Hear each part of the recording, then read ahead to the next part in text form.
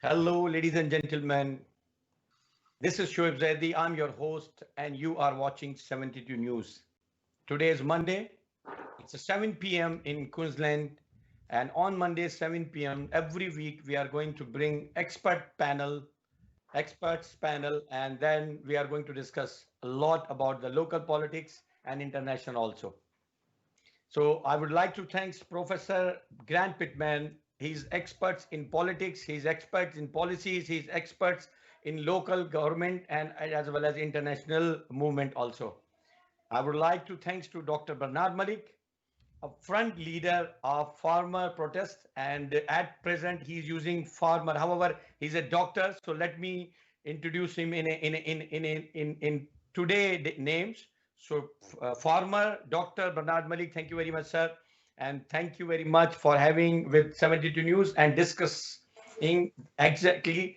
So today our plan is to discuss what happening in the farmer protest, and I think Dr. Bernard Malik is expert. Ultimately, the reason is that he's expert in this situation because he's the leading person leading this protest from the front and involved deeply locally, internationally, as well as from Indian side also. So let's start from Dr. Bernard Malik and then move to the Professor Pittman, who is expert in policy and procedure. Dr. Bernard Malik, sir, how many days we have the protest now, farmer protest, and what you are expecting from this? The formal protest that began in Delhi today has gone into 19th days, 1-9. Right. But the protest actually began in September in different parts of the country. Right. It started in Jalandhar and Amritsar area. And for 2 months, when government did not do anything, they decided to move to New Delhi. Right. What do we expect? We would expect a resolution that government would take back all three laws, which doesn't look like would happen. So now, with the current situation, the progress, if you compare the progress day by day or week by week, how you are looking the engagement of the people from internationally and from locally? Locally, tremendous support. People are very excited. A very well organized movement. People rotate by weekly or 10 days basis. New people come and the first ones go home. Within the protest areas, very well organized setup. They got enough food to eat. Food is being cooked by machines. They have chapati making machines. They have nice showers. They have portable bathrooms. They have good heating system there. They have good massage system there. You see the massage machines that you saw at my house? Yeah. They got massage machines there. So farmers, well, with all those comforts, it is still very inconvenient because the temperature goes to 4. Right. It's minus. So it is very cold winter in Delhi. A lot of fog comes around. But these people are brave people. Punjabis are known as fighters. And they are the ones who are leading it, but you get farmers from all over the country coming. Unfortunately, government has been playing games. Now, people who are coming back in rotational format, they are being stopped from entering Delhi and proceeding on the road. Right.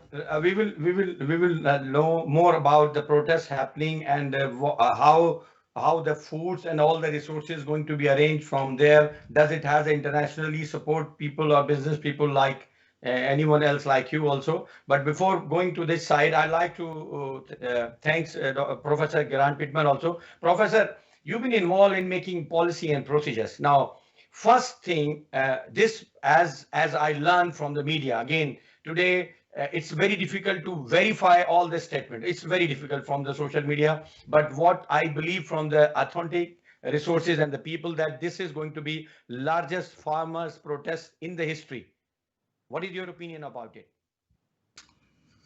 I think one of the problems that the government has, and if it's got a good majority, is that if it withdraws the 3 bills, then it will lose face. So the government will have four options. One is they can just pass the bill Right. and not worry about what the farmers have said. They could, after some consultation with the farmers, make some modifications or amendments to the bills and then put it back up. Another one is you see it occasionally where they leave the bill on the table. And what that means is they leave it there for 12 months, 6 months, while they continue consultation or discussions on it. And the fourth option is they could withdraw it. If this government has got a large majority, I don't think they will go for the fourth one unless it turns into major civil disobedience in India.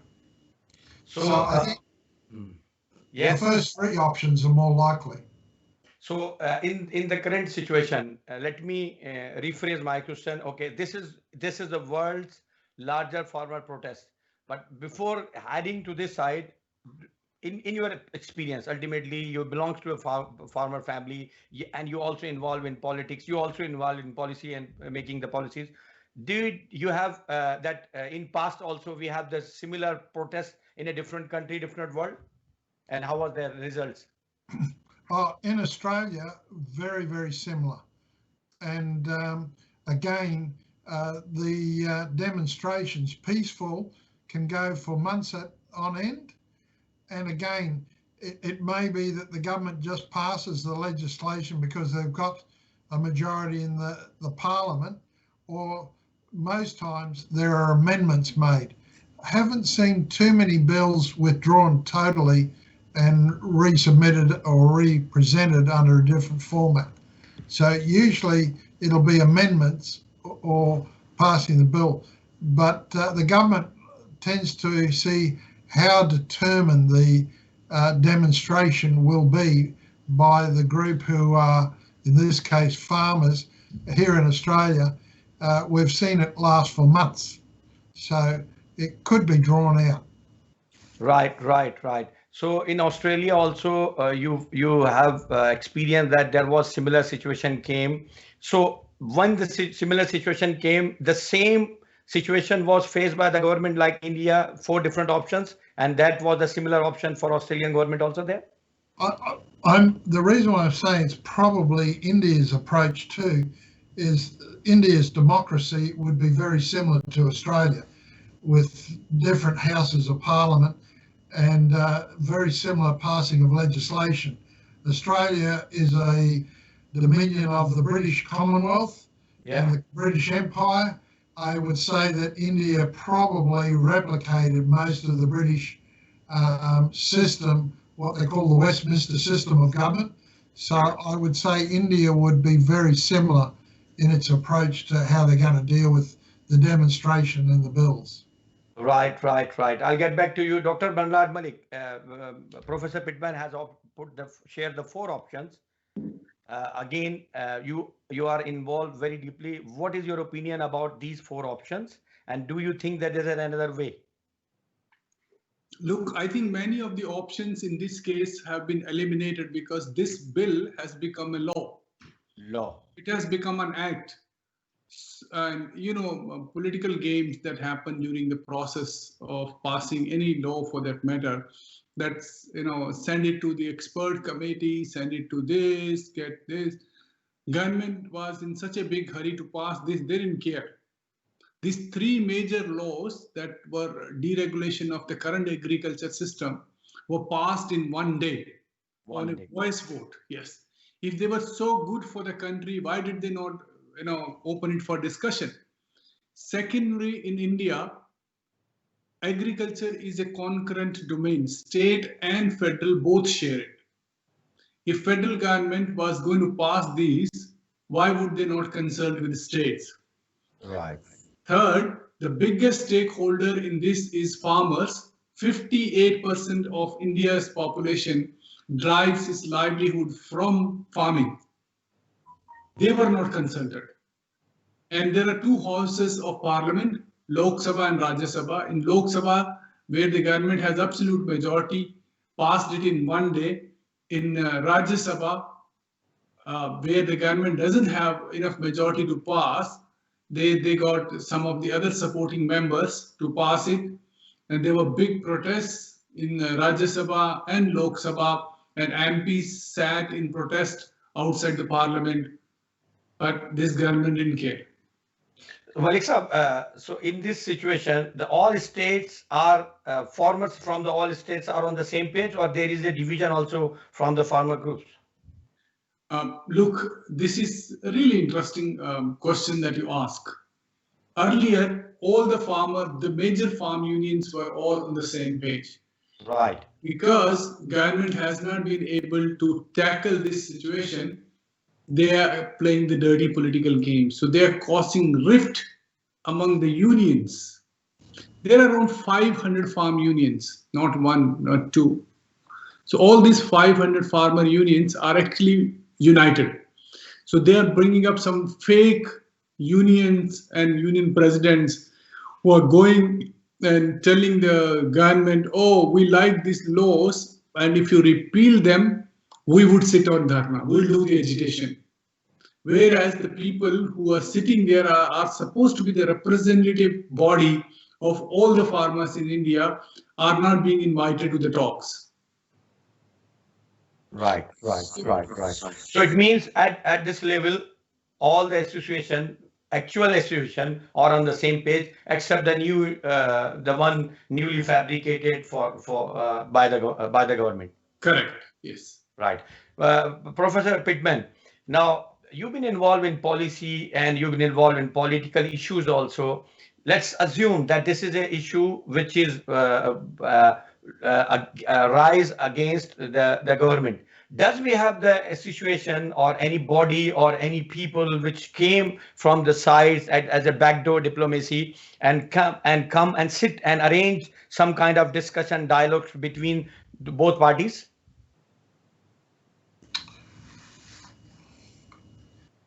Here in Australia, very similar to India, you have your farmers associations, and you'll have your wheat group, you'll have your sugarcane, you'll have your mango group. So you have a whole range of associations. Some of them form alliances, and certainly they have lobby groups. Yes. Many of the lobby groups are either in Canberra or Sydney or Melbourne, some here in Queensland as well. And they will certainly make very strong representations if the bills are not to their liking. The only difference maybe is here in Australia, the agricultural laws predominantly rest with the states, not the federal government. The federal government operates in agriculture only at the request of the states, or if they've got very specific powers. So here it's by agreement with the states generally. Occasionally, like taxation, the states may hand their power over to the federal government. But on agriculture, it tends to be a state matter with the federal government coordinating legislation. But they can have legislation that may come in from the international trading agreements. So there's a bit of discussion, or a bit of, I call it argy-bargy, between the states and the federal government. So it tends to be very heavy state and the industry talking to the federal government. So in your experience, if something get stuck between the two parties, government and then associations, strong associations. So in this situation, normally if the both is not going to be agree, how long the situation can be rifted, and does some people, I'm not going directly jump to the Supreme Court, but some people within the system can, or association can be engaged, involved to get the, to reduce the rift and bring the people on the table or the dialogue and find out a middle way. From the courts, there's some capability, but very limited. for this type of issue. Industrial relations, yes, major court capability in the Constitution. But in this case, we here in Australia would probably see more discussion between the states and the farmers on the issue. And with a strong support, and one of the major political groups which has power in Australia is the National Party. And the National Party's members of Parliament would have a large say in how that's actually done at the federal level and the state level. And they would become the major advocates inside Parliament. So here in Australia, probably about 20% of the politicians belong to the National Party or the farming areas. Right. Thank you. I'll get back to you. I have something from the Dr. Bernard Malik, and when I come back to you, I would like to know from my side, for myself as well as for my viewers, because in our system, especially in Pakistan, we don't have any concept of the lobby. So, but however, in US and in big country, there is a very strong role of the lobbying team and lobbying people, and they ultimately. So, what is it and how does it work? I'll get back to you. And Dr. Bernard Malik, sir, you are in Australia. You are an American citizen. People like you, businessmen living abroad and supporting actively from the social media and financially also supporting. How do you find the similar people in rest of the world? Look, farming is a very touching issue in a lot of countries. So if you type in on Google farming protest or farmers protest, you will find it happening in Australia. You will find it. Last year we had major farmers protest here. You find them in France, in Poland, you name a country, everywhere you will find, including US. What happens is what Prime Minister Modi is trying to do, he's trying to copy the systems that are abroad. But in these countries, you got a very evolved system. So what happens with the evolved system is there is a lot of extra support by the industry, by the government that is provided to farmers, so they can change laws and still survive. In India, where marginal farmer has less than 5 acres or 2 acres of land, for him to survive under Western corporate laws is not going to be easy. Right. Now coming back, when you have mentioned that it's a tricky and it's a very a different subject. So coming back to business people, they have a different mindset, not like farmer Dr. Bernard Malik. Does from the internationally support the good, well-settled Indian business people has a two opinion. Okay, one is supporting the government to having the bill in its place, and half are supporting the farmers. Look, it's a really interesting question that you asked. This issue, not so much the issue, but this government, and especially the Prime Minister, is a very polarizing figure. On every issue, the country gets divided. Right. Demonetization, country was divided. You had lockdown, country got divided. On this issue, the country is divided. There are some people who support him no matter what he does or he says. There are others that probably think about this and support him. There are others that think and take a stand on different issues based on that. I think that's part of healthy democracy. But in this case, I think Prime Minister himself is not thinking. Just because he gets away with whatever he wants, I think in this one he's plunging himself. Right. Professor Pittman, what is the lobbying? As I told you that when you are in the show, we have more benefit than a normal show. You are an asset. You have good knowledge, and that's why Dr. Bernard Malik always insists me to have Professor Grant Pittman in our show. What is lobbying and how does lobbying system works if the situation arises like that? Dr. Bernard will tell you probably more about the American lobbyists. Yeah. It's almost an art form in America. Yeah. That's I learned. But a lobbyist could be Dr. Bernard being on this show arguing for the farmer. He could be classified as a lobbyist. In Australia, we actually have legislation which determines what lobbyists are, and you've actually got to register that you're a lobbyist. And if you're dealing with the government has to record who the lobbyist is. And a lobbyist could be a single person like Dr. Bernard expressing his views, and it could be paid or unpaid, or it could be a company that represents as an advocacy for farmers, and they could be paid or not paid.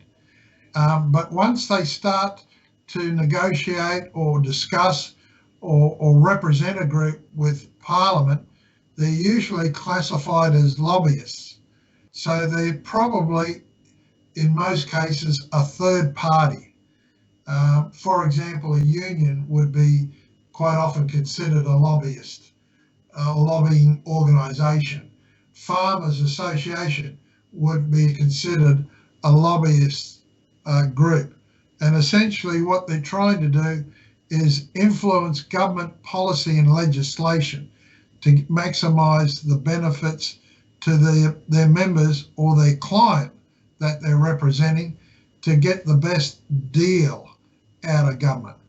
And so here in Australia, you have to register, and the politicians have to record each year on their register who they spoke to.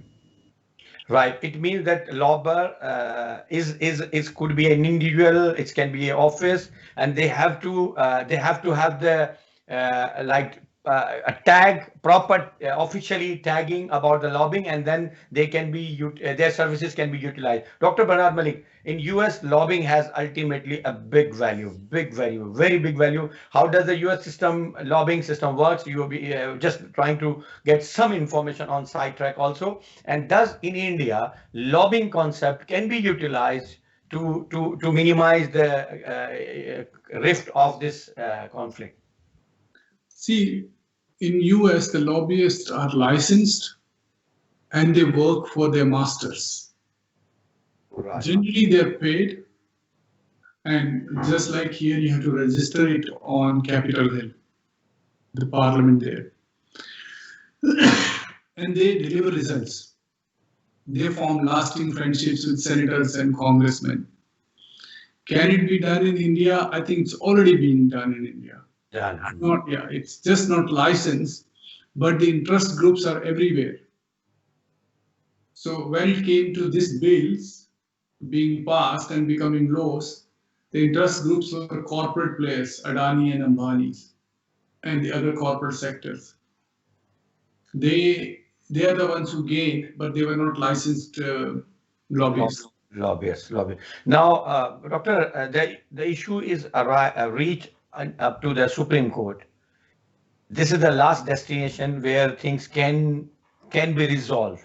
However, it is possible that Supreme Court can bring the similar verdict according to the supporting the government, then where the situation stands. Number one, what you are looking from the Supreme Court, and number two, that if the situation remains same, what will be the future? Well, given how the Supreme Court has delivered its previous judgments, it has been very pro-government. If that is the same trend, then farmers will lose this case. It will go in favor of the government, and this agitation is over for all practical purposes.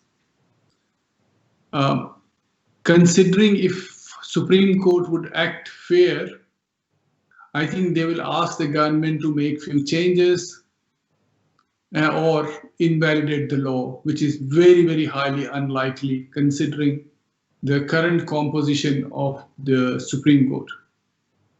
Right. I will get back to you with a difficult question also, and I'm just giving you hints that if the situation gets worse and the people are always dividing the farmers as a politically that only one community, one side of people, and they are not happy or they are always with the government, and they would like to see some kind of a separate a peaceful land for their future life. So I'll get back to you. That does it could be some kind of impression will be going to be understood by the people.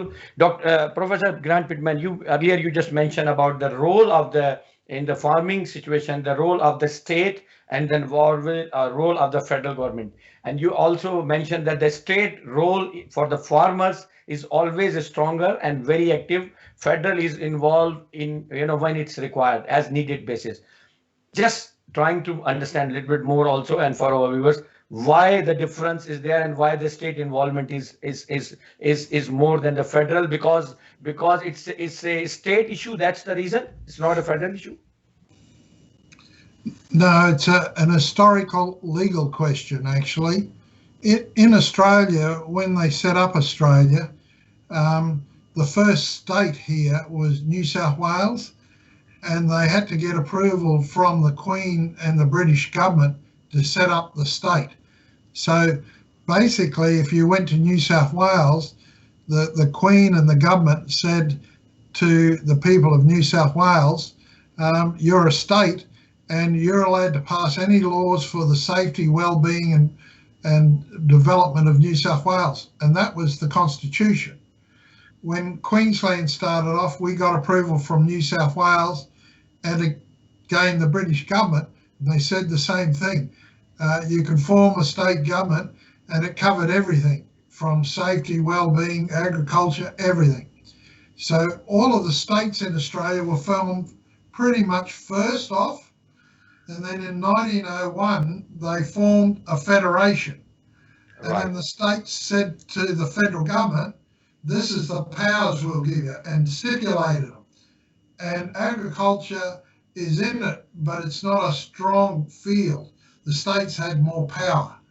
And unless the Constitution says we have a referendum, which gives them more power, or the 4, I think, of the 6 states have to say they're willing to hand their power over, then the states still have the controlling power. The only issue now is the United Nations conventions, that if the federal government signs a United Nations convention, they then have overriding power over the states. So again, the agriculture still rests heavily with the states, and unless it's in the Constitution specifically, or it's a United Nations convention, then our federal government is limited in what it can do. And our courts, basically, if farmers were to take a case to the court, it would be on the powers issue, that the federal government doesn't have the power to do that. So that would be the case if farmers were to take it to the High Court of Australia. Right. Dr. Banarwali, Professor Pittman has just mentioned about the referendum, and I believe in my life also I find out when the situation is strict like that, then the referendum is one of the good solutions also. How you rate the referendum solution, and do you think that government will never go for a referendum because they know the result will be different? Look, referendum is always a good way to do it. We had plebiscite here during the same-sex marriage debate. Yeah, those things are good tools in the hand of democracy. But currently, the way government is acting, it has become an ego issue with the government. Oh, we pass the law. They pass the law without consulting. They pass the law without having the proper authority. From what Professor Pittman said regarding the challenge being that these laws were passed without proper authority by the center or the federal government, that is one of the points that they're sticking out. The most important point is, under the new system, when a farmer is being wronged, he cannot go to court. So this is untenable within the democratic system. So, Malik Sahab, then if the situation is like that, the farmer is wrong, he cannot go to the court, then where the human rights stands? Correct. Yes, there are no human rights in that one. I'm talking about international human rights also. You know, they're involved in everywhere, wherever they find. Exactly. So what is happening here is, in terms of your human rights, it's a small farmer who has 2 acres of land. His affordability, he cannot even have enough money to put food on his table. Where does it bring lawyers to go to court? So this is the grounds where it is being challenged by the industry. Most of these farmers are poor farmers, and the way government is trying to project, oh, these are not farmers. Well, you don't need anything to be a farmer. Man is basically a farmer. We started tilling our ground, producing food. Yeah. Oh, these people are speaking English, they are not farmers. I think it's insult to the dignity of human labor when they come out with these stunts. Government is really acting at times, and people from the government are acting really unbecoming of the high office they hold. Malik sir, there is no dialogues happening, nothing is happening. You know, there is always in history, it's happened that whatever the tough situation came, there is still some people from the both side, the positive side, the people are still trying to negotiate, or you know, looking the greedy people and try to sell some ideas and something like that, that the people can go back, start thinking, stopping that the protest. The current Modi government is not behaving like democratic government. So this is what they have done so far. When we had protests against NCR, the law that got passed, National Citizens Register, last year, there were protests, and basically the protests were only from one community, and they called them terrorists. And the protesters sat there in hundreds and thousands of numbers for days and days, and lately, at the end, government played some mischief.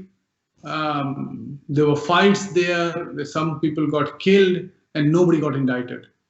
I think government is used to playing these dirty games. I'm afraid they will try the same trick here. But government seems to be very passive and uncaring in this. I think what they want to do is, they think if they can't win with farmers in discussion, they will win it in court, because they have good hold in court. They can get the judgment that would favor the government. And please mark my words and the timing. I am telling you, government is going to win the case.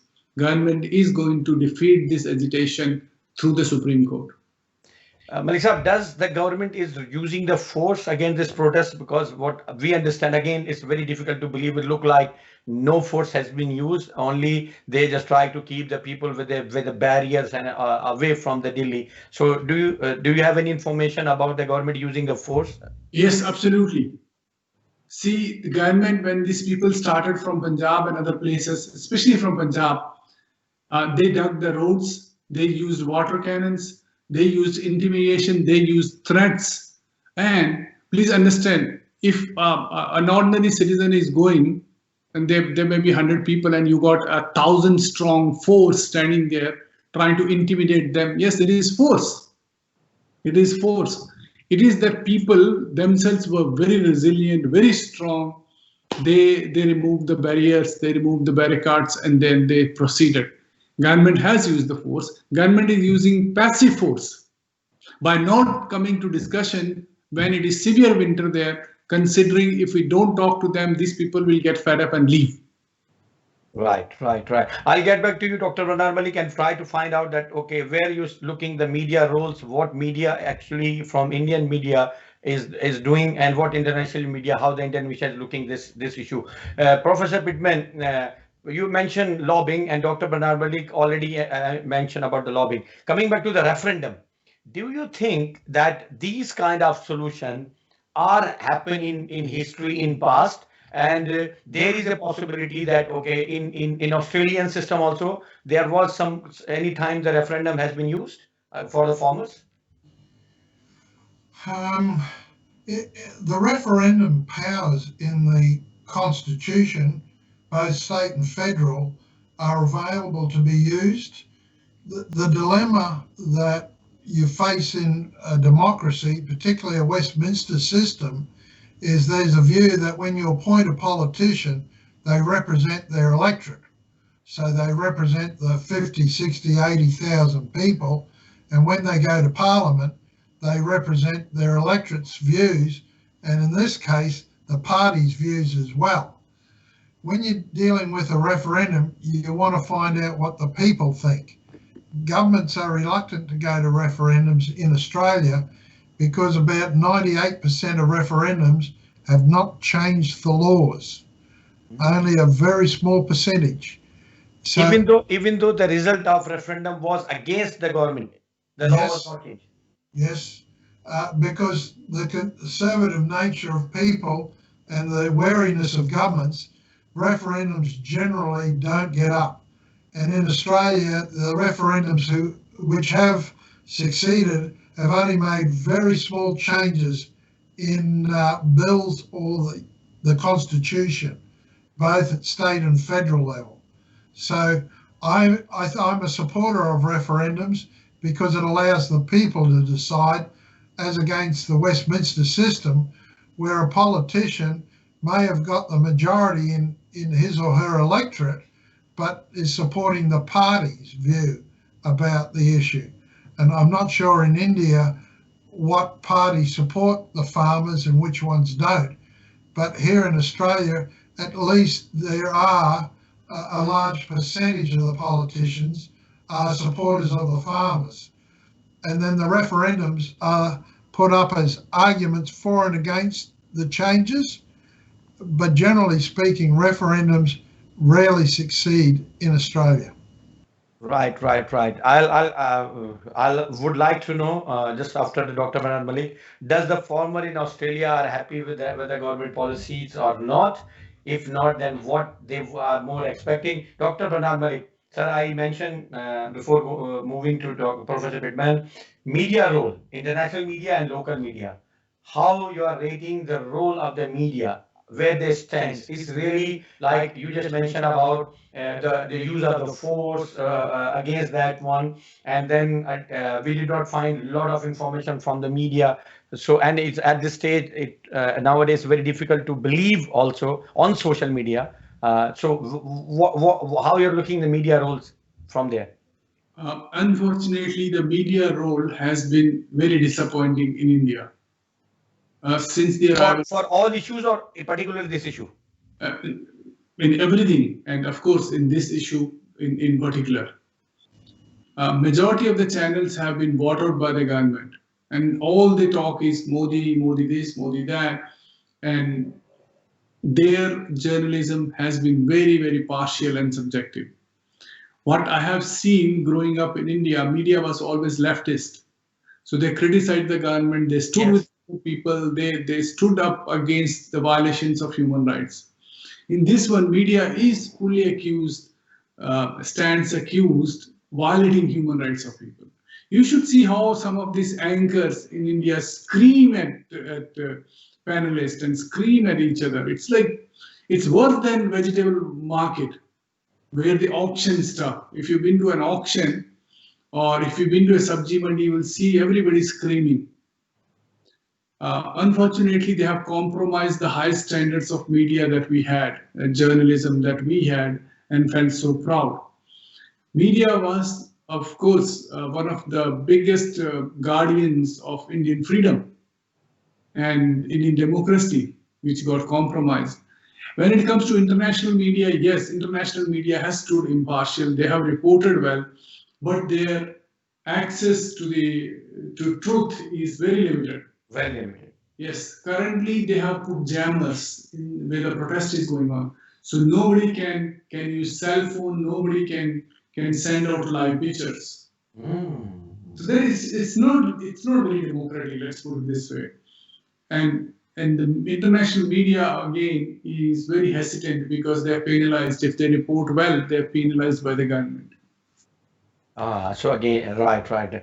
Professor Pittman, I would like to know from you that again, there is Australia is one of the civilized, developed country, having the association from the farmers, having the say in the local government, in the state, as well as in federal.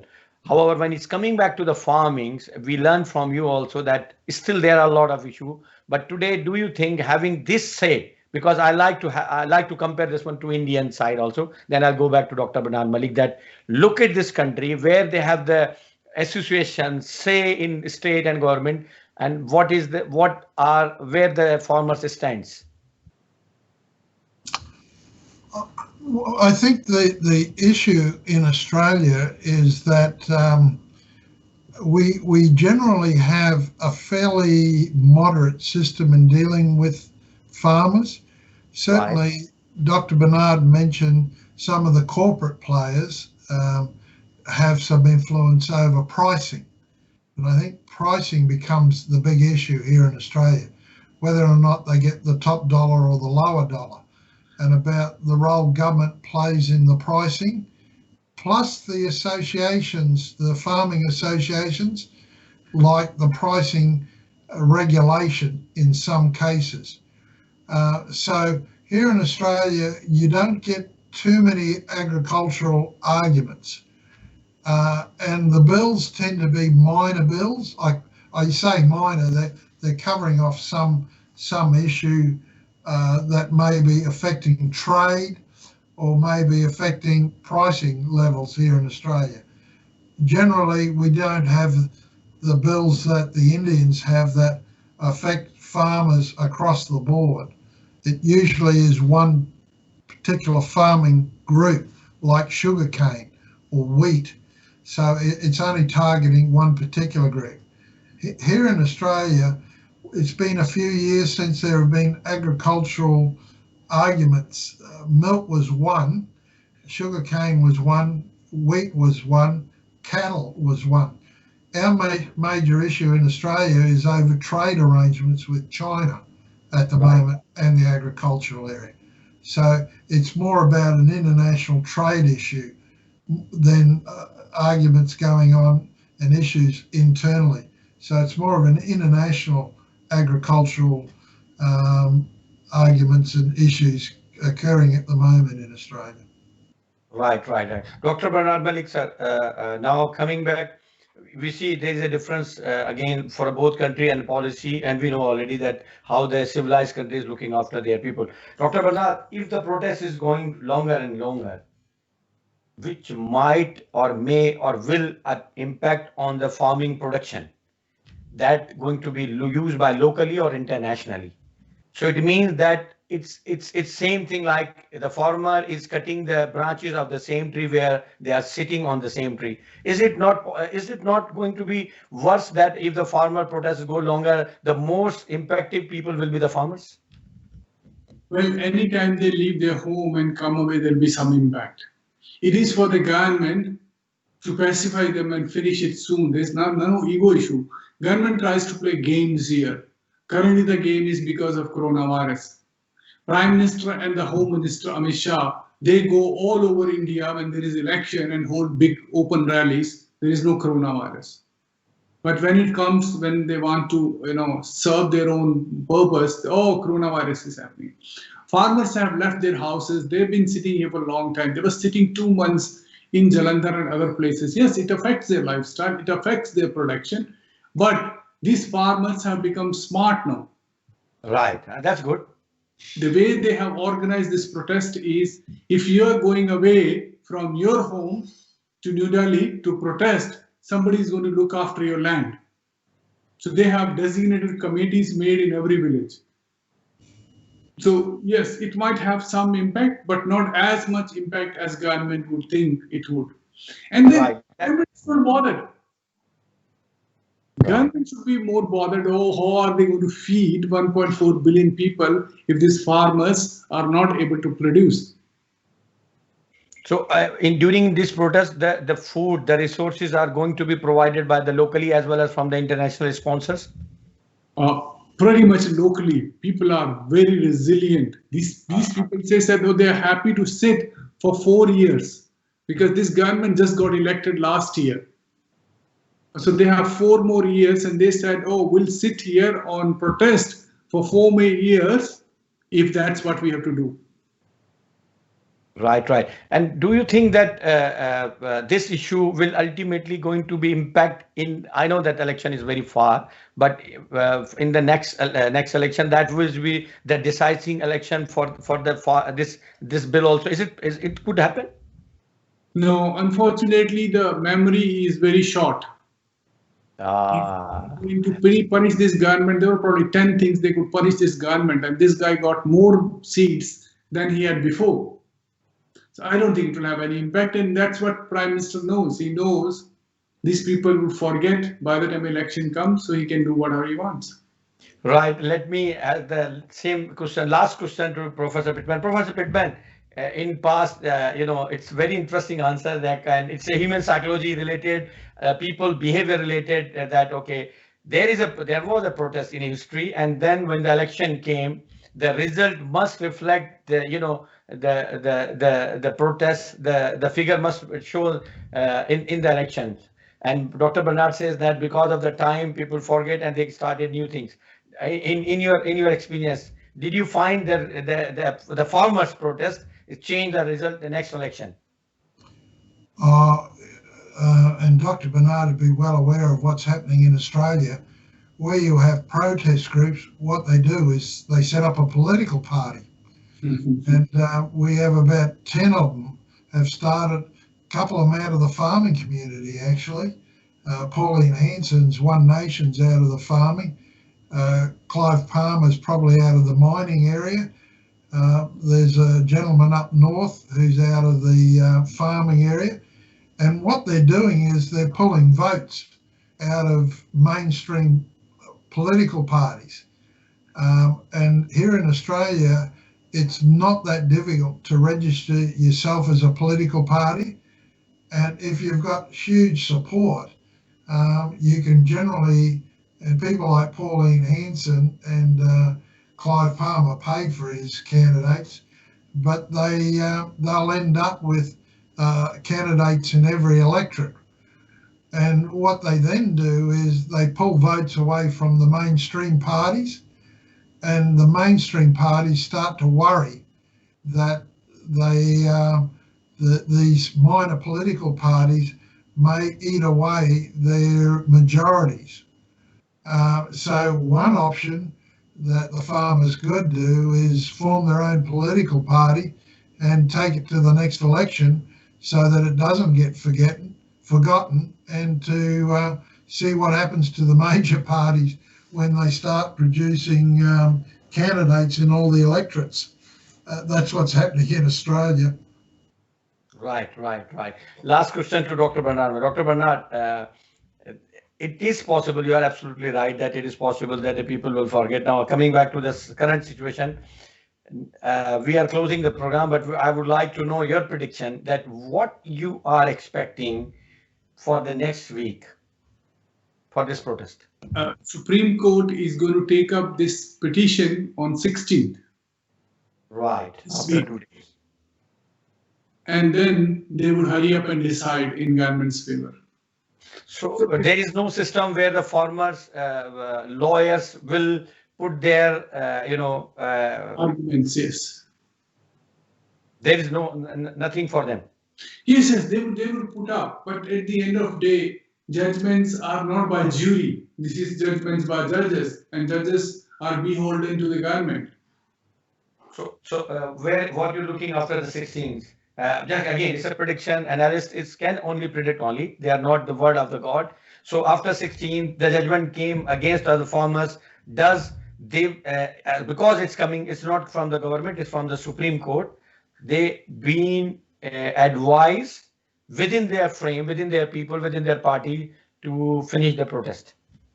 Yes, what happens is when the Supreme Court judgment comes, people are so programmed to think when Supreme Court comes, they have to accept it. Unfortunately, currently the tempers are so high, it might lead to a civil war. If the judgment goes against the wishes of the farmers, and government wants to play it as a big victory for themselves, it may not go well with people. You would see there will be places where civil war might break out. Another situation, okay, if the people are already aware that what happening after the 16th, then why they are not going back now, number one. And number two is there that we believe that there is a still possibility. How many percent possibility is that Supreme Court may give some supporting decision for the farmers? If they give supporting decisions for the farmer, then protest is over anyway. Anyway. Yeah, that means they have won and they would go home as victorious. I really don't see why government has to make it an ego issue. You are a democratically elected government. You work for the government. And if people feel this is not right, undo it, repeal it and move on.